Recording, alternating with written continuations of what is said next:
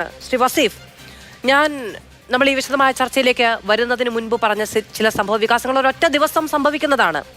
ഒറ്റ ദിവസം സംഭവിക്കുന്നത് എന്ന് പറയുന്നത് ഒരൊറ്റ ദിവസത്തെ പ്രേരണകളല്ല, അത് ഒരു സമൂഹത്തിൻ്റെ മുഴുവൻ അധപതനത്തെ സൂചിപ്പിക്കുന്നതാണ്. നമ്മൾ സ്ത്രീ സുരക്ഷ ധാരാളമായുള്ള, സ്ത്രീകൾക്ക് ഏതു സമയത്തും എത്രത്തോളവും ആത്മവിശ്വാസത്തോടെ നടക്കാൻ കഴിയുന്ന, സ്ത്രീ സുരക്ഷയ്ക്ക് വേണ്ടി നിരന്തരം പ്രയത്നിക്കുന്ന ഒരു സമൂഹമാണ് എന്നൊക്കെ അഭിമാനിക്കുമ്പോൾ ഇങ്ങനെയും ചില സംഭവ വികാസങ്ങൾ ഉണ്ടാകുന്നുണ്ട്. അപ്പോൾ നമ്മുടെ അഭിമാന ബോധത്തിന് എത്രത്തോളം അടിസ്ഥാനമുണ്ട്?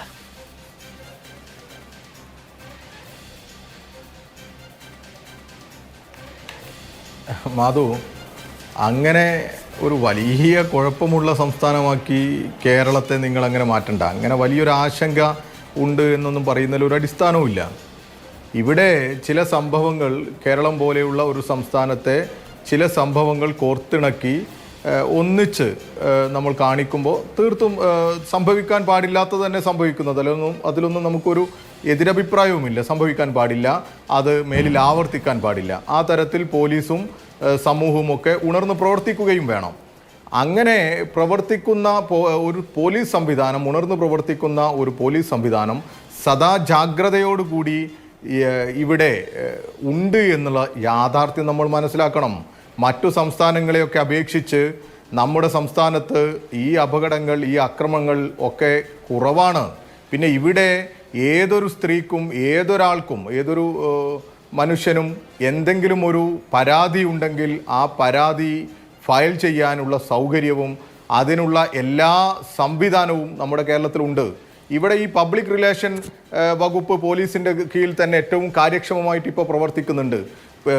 സ്ത്രീകൾക്ക് തന്നെയാണെങ്കിൽ പിങ്ക് പോലീസ് സംവിധാനത്തിൻ്റെ എല്ലാ സംവിധാനവും, അവരുടെ പിങ്ക് പെട്രോൾ പ്രൊജക്റ്റ് സംവിധാനം ശക്തമാണ്. അതുപോലെ തന്നെ ഷോപ്പിംഗ് മാളുകൾ, ബസ് സ്റ്റാൻഡുകൾ, ഇവിടെയെല്ലാം വിനോദസഞ്ചാര കേന്ദ്രങ്ങളെല്ലാം കേന്ദ്രീകരിച്ചുള്ള പ്രവർത്തനങ്ങൾ. അങ്ങനെ കാര്യക്ഷമമായി വനിതാ പോലീസ് സംഘം തന്നെ ഏറ്റവും കാര്യക്ഷമമായി സ്ത്രീകൾക്കെതിരെയുള്ള അതിക്രമങ്ങൾ തടയാൻ ഇവിടെ വിന്യസിക്കപ്പെട്ടിട്ടുണ്ട്. അങ്ങനെയൊക്കെ ഏറ്റവും ആത്മാർത്ഥമായി കാര്യക്ഷമമായി ഒരൊറ്റ ദിവസം എടുത്തു പറയാൻ ഇത്രയധികം സംവിധാനങ്ങൾ ഉണ്ടാകുന്നുണ്ടെങ്കിൽ ഇത് നിയമത്തിന്റെ പ്രശ്നമല്ല, നമ്മുടെ സമൂഹത്തിന്റെ ആകെ പ്രശ്നമാണ് എന്നുള്ളതാണോ? അങ്ങ് പറഞ്ഞത് നമുക്കേറെ അഭിമാനിക്കാനുള്ള സമൂഹം എന്നാണ്. എനിക്കും ആ വാദം തന്നെയാണ്. പക്ഷേ അങ്ങനെയാണെങ്കിൽ ഇത് ആരുടെ വീഴ്ചയാണ്? അല്ല, 2021 ഇന്ത്യൻ പോലീസ് ഫൗണ്ടേഷൻ നടത്തിയ ഒരു സർവേ ഉണ്ട്. ആ സർവേയിൽ രാജ്യത്തെ തന്നെ ഏറ്റവും മികച്ച പോലീസ് കേരളത്തിലാണ് എന്നാണ് പറയുന്നത്. നമ്മുടെ മറ്റു സംസ്ഥാനങ്ങളിൽ നിന്നും IPS ഉദ്യോഗസ്ഥന്മാരായി കേരളത്തിലെത്തുന്നവർ പോലും കേരളത്തിലെ പോലീസിനെ കുറിച്ച് പറയുന്നത് ഒരു ക്രൈം നടന്നാൽ ആ ക്രൈം ഇവിടെ രജിസ്റ്റർ ചെയ്യപ്പെടുന്നു എന്നുള്ളതാണ്. മറ്റു സംസ്ഥാനങ്ങളിലൊന്നും ഈ ക്രൈമുകൾ പുറത്തു വരുന്നു പോലുമില്ല. ആരും രജിസ്റ്റർ ചെയ്യുന്നത് പോലും, അങ്ങനെ ഒരു രജിസ്ട്രേഷൻ പോലും നടക്കുന്നില്ല. ഇവിടെ ഈ ക്രൈം സംഭവിച്ചു കഴിഞ്ഞാൽ അത് പരാതിപ്പെടാൻ, അതിന് അന്വേഷണം നടത്താൻ ഒക്കെ താല്പര്യമുള്ള ഒരു സമൂഹവും അതിന് ധൈര്യമുള്ള ഒരു സമൂഹവും വളർന്നു വന്നിട്ടുണ്ട്. അതിനെ ഏറ്റവും കാര്യക്ഷമമായി അന്വേഷിച്ച് ഇതിലെ പ്രതികളെ പിടിക്കുന്നിടത്തേക്ക് നമ്മുടെ കേരളത്തിലെ പോലീസ് സംവിധാനം വന്നിട്ടുമുണ്ട്. അത് നമ്മൾ കാണാതിരുന്നുകൂടാ. അക്രമമുണ്ട്, അതിൽ പരാതികളുണ്ട് എന്നുള്ളതിൽ തർക്കമൊന്നുമില്ല. ഈ സമൂഹത്തിൻ്റെ ഭാഗമായി നിൽക്കുമ്പോൾ സമൂഹത്തിൽ ഇങ്ങനെ ഒറ്റപ്പെട്ട സംഭവങ്ങളൊക്കെ ഉണ്ടാകും.